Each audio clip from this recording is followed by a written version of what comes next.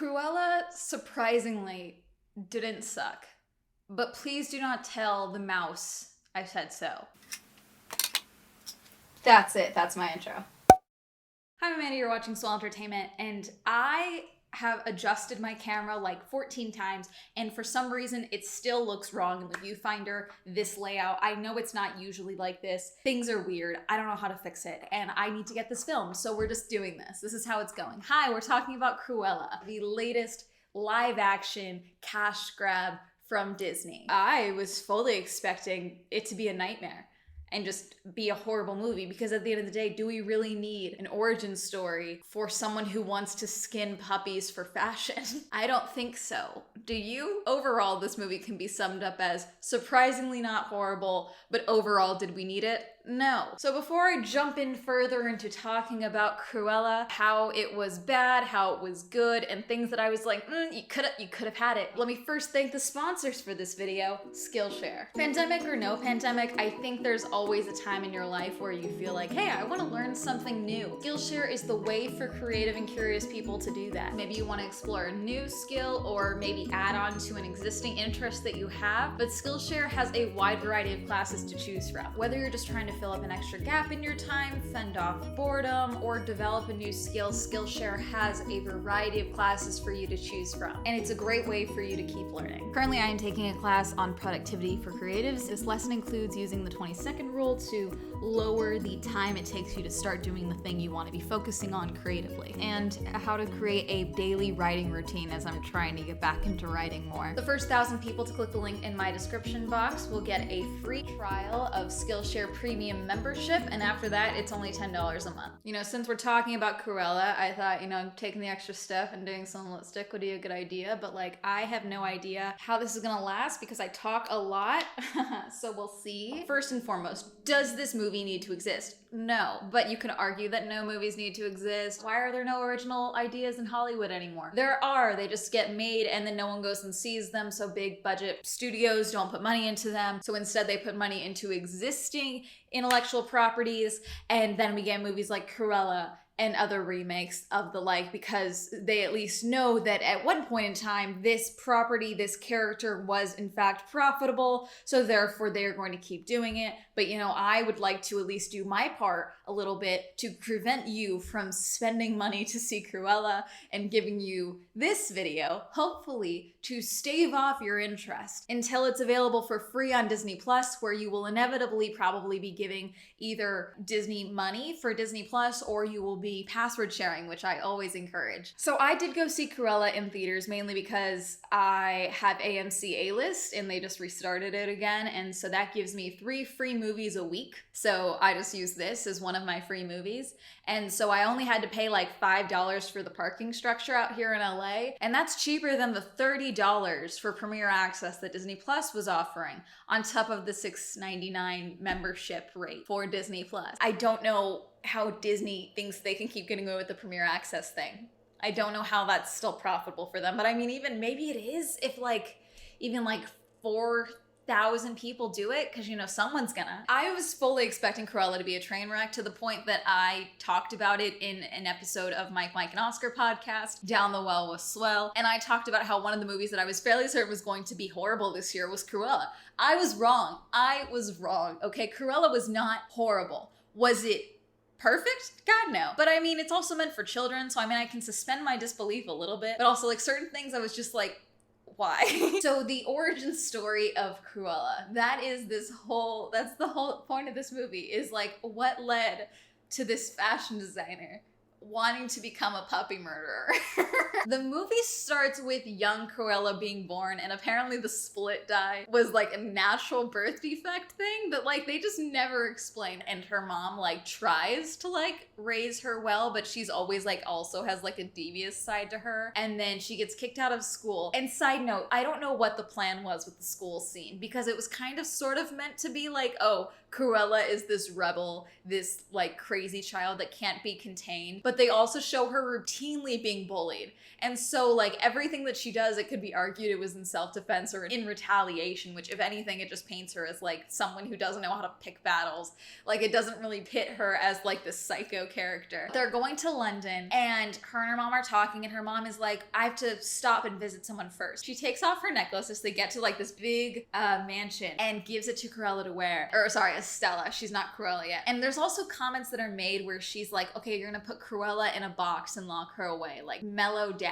Like Cruella is this like separate personality of hers, which again, I was like, I feel like we're walking a very thin line here over what's okay to say about the Cruella versus Estella thing. I feel like where it's like, you're trying to say something or you're not, or you think you're gonna go with not saying it, but like you're hinting at it, and it's like, I feel like we're trying to sort of go into a disassociative identity thing. I think that's what they were trying to avoid, but then the language they were using was also like, it seems like Cruella is like this side thing that she has going on that like she just kept locking away.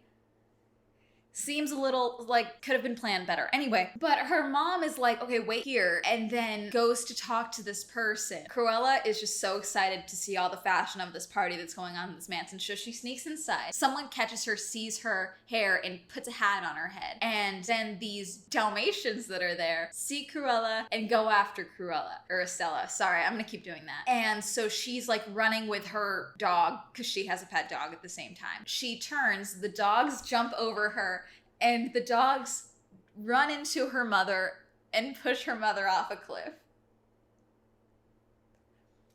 And then they're like, search the grounds, find the girl, find the child. And so she just runs, makes it to London, she hides. Dalmatians killed Estella's mother. But that's not her origin story. That is not her villain origin story. That is the childhood trauma that leads to her life of crime, that leads to her villain origin story, which makes it more ridiculous. So we then cut to London. She finds the fountain that her and her mom were going to go to, and she meets Jasper and the other guy whose name I forgot, who was played by the guy from I, Tonya. I'm terrible at names. I just remember Jasper because Jasper had like this kind of cute crush on Estella, but he hates Cruella. Like he really doesn't like her, but it's like, okay, she's a horrible bitch, but she's my horrible bitch, and like she's family, so now we're stuck with her. Like it's kind of funny. And so I think that's the only reason I remembered his name. They decide that they're gonna go stay together and just, you know, be orphans and be thieves together. And so Estella dyes her hair red, and that is the start of their life of crime together. And then we get a montage. I will say this, overall, this is a fashion movie that I think we deserved. Like this movie's fashion is what Emily in Paris wanted to be, okay? Because I don't think there was a moment in the fashion of all of this where I was like, I don't know what they're doing there. Like a very fun fashion film. Throughout their life of crime in this montage, we are shown that Estella is still designing fashion looks, and she is designing them fabulous costumes and disguises for their life of crime. And they have two little doggy sidekicks. They have Buddy and Wink, who wears an eye patch and is like a little chihuahua. And it's like, okay, the CGI dogs were not doing it in this movie. The CGI dogs were a little ridiculous. Honestly, I don't know why they felt necessary, considering like Dalmatians were like the whole point. So I don't know why you didn't just stick with the Dalmatians. Like, I don't know why you physically made Buddy and Wink like characters in this movie to an extent, because like the CGI dogs were just not doing it for me. But like she's just always clearly wanting to still be a fashion designer, and so Jasper at one point gets her a job at like the most spectacular designer store in London. She ends up, you know, working as a maid essentially, like working as a janitor, and she like keeps trying to give her ideas and keeps trying to live her dream, but she just keeps getting slapped down because no one wants to, you know, have her dream vision. She needs to start thinking inside the box and work things up her own way. So after like a fight with her boss, she's cleaning the office, she gets drunk on his liquor and then changes the window display. And then the owner of the line comes in, the Baroness, I want to say that's her name, Emma Thompson. Emma Thompson bodied this role, but we'll talk about that more in a second. But Baroness comes in and she is like, that's the best window display I've seen from your store in a while. Who did it? And then they give her a card, they give Estella a card, and she basically is hired as a designer on the spot. So like that's what kicks off the next thing. So she starts working more and more with the Baroness. She is impressing the Baroness with her designs. But then as she's getting closer and spending more time with the Baroness, she still is kind of like taking notice of certain things, of certain like security measures and stuff, because she's still a criminal at heart. She may love fashion, but she's still a criminal. So she is still taking notice of things. She can't help it. But then one time when they're talking, she notices the necklace, the family heirloom that her mother had been wearing the night she was killed, that she gave to Estella, that Estella lost. I should point that out. She lost the necklace, she realizes that, and then just moves on without it or whatever. But she realizes that the Baroness is wearing it, and she was like, oh yeah, an employee stole it, and then she died tragically and she had a kid, but like, whatever. At some point, I'm forgetting when this was, Estella realizes the Baroness has a whistle, a dog whistle, that she uses to call the Dalmatians to like attack or do whatever. Estella realizes that not only does the Baroness have her mother's necklace and that she's lying about her mother or whatever, but Estella also realizes that the Baroness is the one that killed her mother. It was not Estella. It wasn't because she had like made the dogs chase her. No, it's because the Baroness had used the whistle that called the dogs, and she is the one that's the reason that pushed her mother over the edge, which again, incredibly convoluted. We'll talk more about nurture versus nature and all of that in a second when we get to the, like what the reveal was. I guess you could say that's really what tips like the whole cycle between Cruella and Estella, because basically what starts out is that Cruella decides she wants the necklace back. She's like, it's mine, I want it back. We're gonna steal it. This is the angle. And then she discovers the truth about the Baroness with the dogs. And then she like just basically full out becomes Cruella, because obviously Estella works with the Baroness, so she can't just show up to the party as Estella. She has to show up as Cruella, makes a statement, makes a scene, all this stuff. Estella still keeps working for the Baroness, but Cruella starts making her debut as a designer and starts like making a statement and doing like Cruella fashion shows a la Jenny Humphrey in Gossip Girl when she was crazy and a bitch. I will say the dumpster truck scene was a very fun scene, but basically the Baroness is like doing some type of event or something, and then a dumpster truck pulls up and drops out all these dresses, and it's like, are those the Baroness's designs or whatever? And then Cruella pulls out and she has this long gown on, and the train is made out of the garbage dresses, so as the thing goes away, the dresses are pulling out, and it's a really fun scene, I will say. Oh god, the mouse is getting me with the costume design. It's getting me.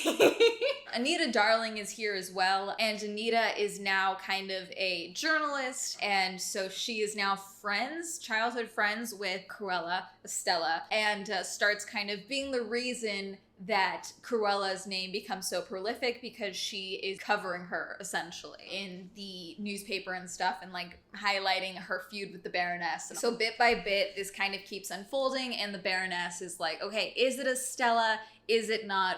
During the fashion show, I want you to grab Estella and, you know, make sure that like you keep an eye on her. And her bodyguard guy thing, he's like, it's not her. Like, I'm certain it's not her. But then before the fashion show can start, they try to open the vault that they'd put all of the gowns in for the spring line, because they'd staged a Cruella break-in essentially, and so they vaulted all the gowns, and then they finally get the vault open, but then as they open it, all these moths fly out, and it is revealed that the dress that Estella had made, that it was like, this is my design, this is stunning, this is gorgeous, the Duchess stole her design, all this stuff. The Baroness stole her design. I'm bad with titles, I'm American. She stole her design, but like the centerpiece essentially, instead of beading, was actually like cocoons for moths, so them locking all the gowns in there, the moths hatched and like chewed through the dresses and then came out, and it was like exposed. But then outside,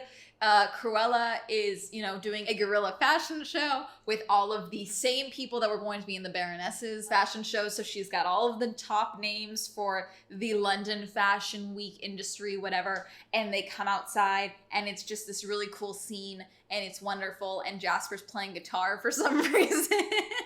And He's like annoyed, but he's doing it. They hate Cruella at this point because she's just like a dick.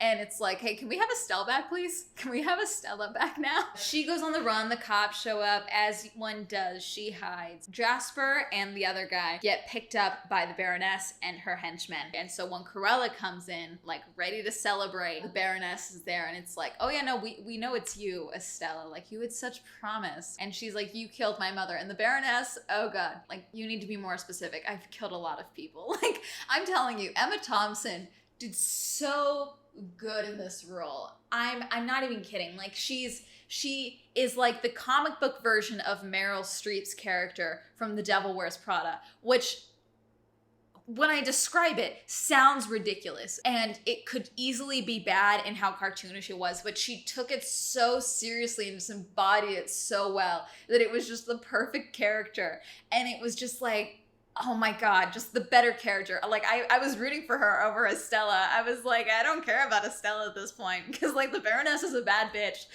I kind of love it. Gaslight, gatekeep, girl boss.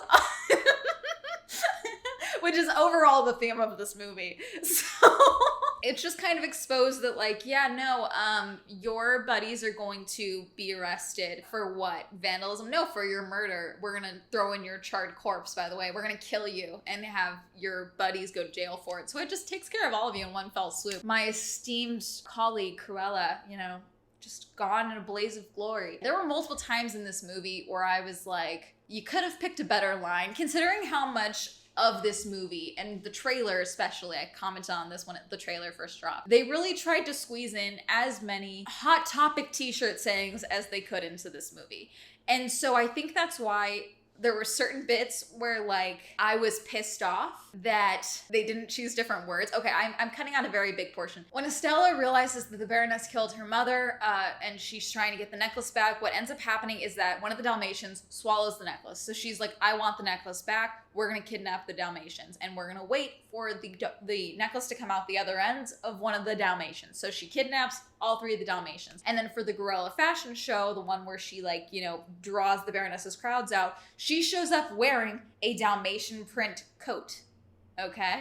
And so the Baroness assumes that she has killed the dogs. Everyone assumes that she has killed the dogs, that she is wearing real Dalmatian. We'll get to how that's not the case, because again, the dogs are okay. They leave with the Baroness. Everything is fine with the dogs. It's never explained where she got the fabric, unless I missed something. The Baroness, you know, is monologuing. My first point here is like, there was a line where she says, I'll make sure they know you went out in a blaze of glory, as she's tied to the chair and the flames are erupting around her. Totally missed opportunity, because what she should have said, the line should have been, I'll make sure they all know that you were wearing fake fur. That should have been the line, that you were seen out in fake fur. This is the fashion world, okay? Wear fake. We don't support animal cruelty in this YouTube channel. However, she's a terrible character. She should be making the comment about fake fur, because she doesn't even seem to be like angry that she killed her dogs. She's just like, she killed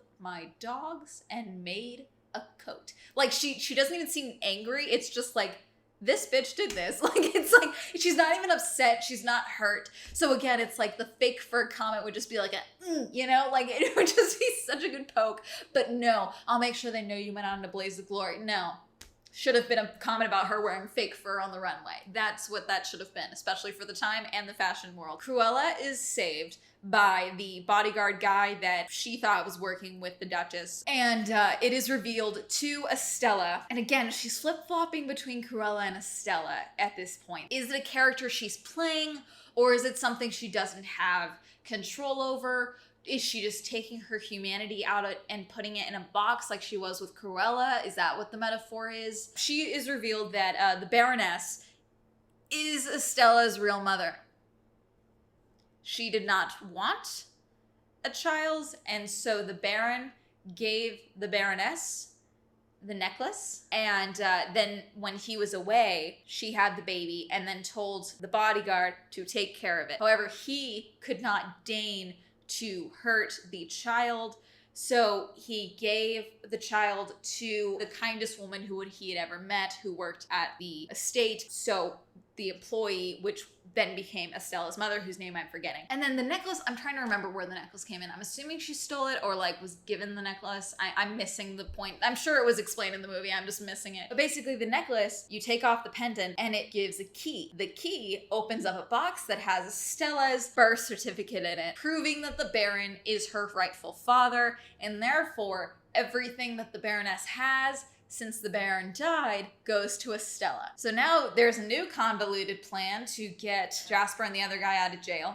They use the dogs. The dogs are okay, by the way. So the Dalmatian thing, because she goes to Artie. Artie is wonderful in this movie, by the way, because Artie is a work of art, which I adore. But Artie is like, so the Dalmatian, like, was that real? And she tells him essentially they needed a villain, so I gave them one, essentially. Like, it was something like, fine, make me your villain, a la Ben Barnes, Shadow and Bones. It was like they needed a bad guy, they needed someone to hate, so I gave them some, like they needed something to talk about, so I gave them something, basically. So it was like, are you trying to retcon her being a puppy killer? Like, that's her whole motivation, is that she wants to skin puppies for fashion. But now it's like just a rumor. How is she the bad guy? She likes dogs, apparently. She doesn't even seem to have like a problem with Dalmatians. Like, really, she like thinks about it. She makes comments about how they'd make such a nice coat.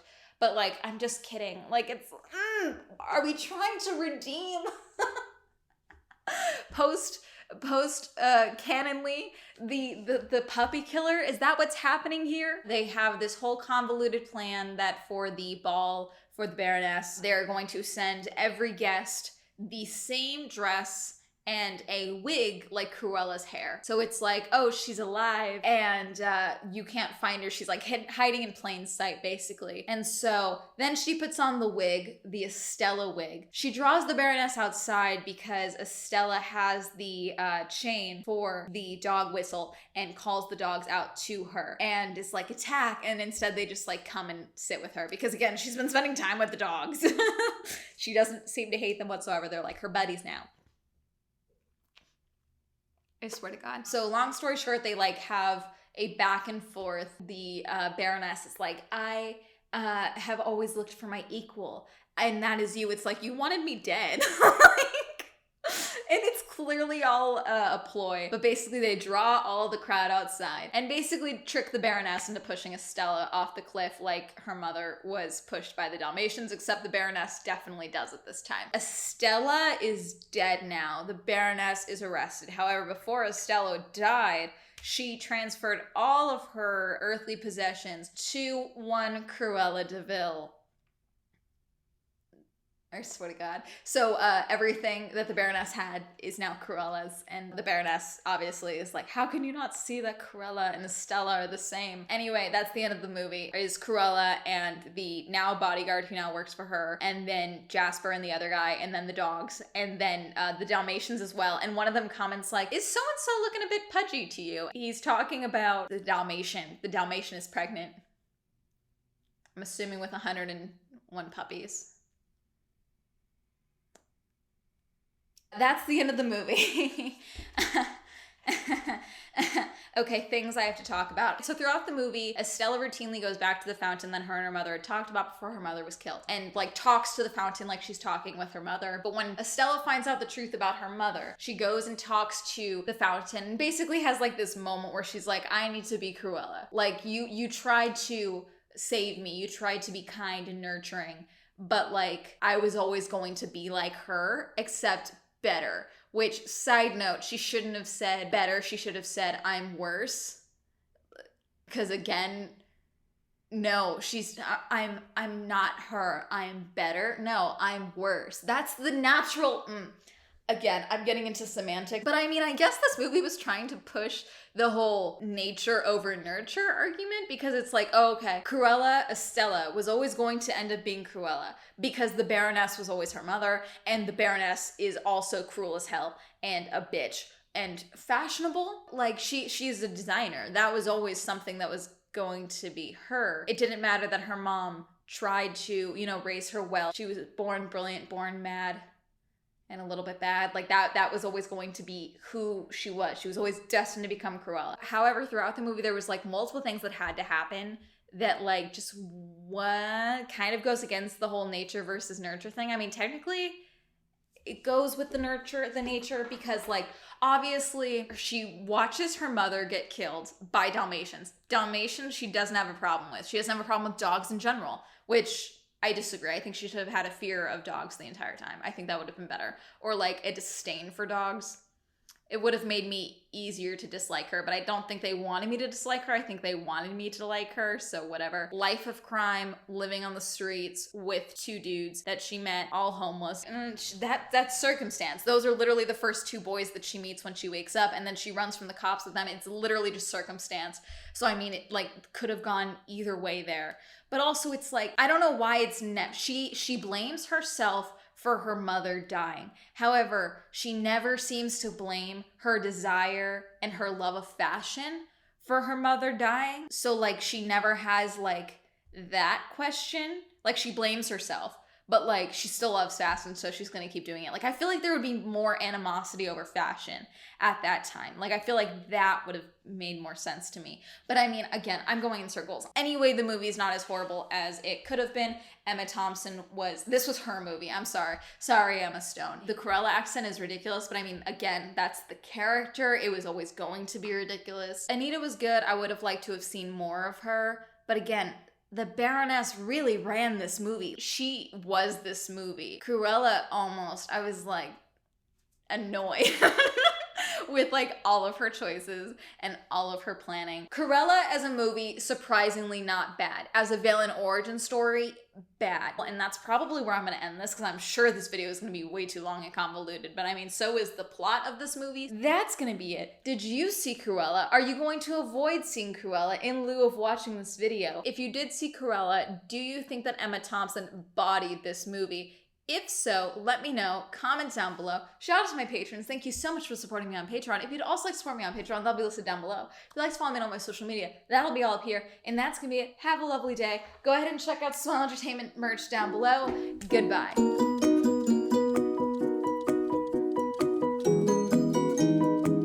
It would have been so in character for the Baroness to make a comment about her stepping onto the runway in fake fur. Like, I think that would have been such a good line. I don't know why. You went out in a blaze of glory. No! Thank you, Allie, Alan, Alex, Braden, Cameron, Christopher, Chris, Cody, Colton, Crash, PC, Destiny, Devin, Dirty One, Dawn, Elliot, Essen, Evan, Beckles, Hopeless, Hollow, Jacka, Ray, Joe, John, M, Jordan, Joseph, Kenny, Kevin, Kim, Kristen, Lex, Lisa, Louise, Manga, Matt O, Matthew S, Meme Lord the Red, Michael, J, Nathaniel, Pat, Pralek, Rob, Robbie, Robert, Ross, Sam, Simon, Steph, Natasha, Timothy, Tom, Wendy, Williams, Zendry.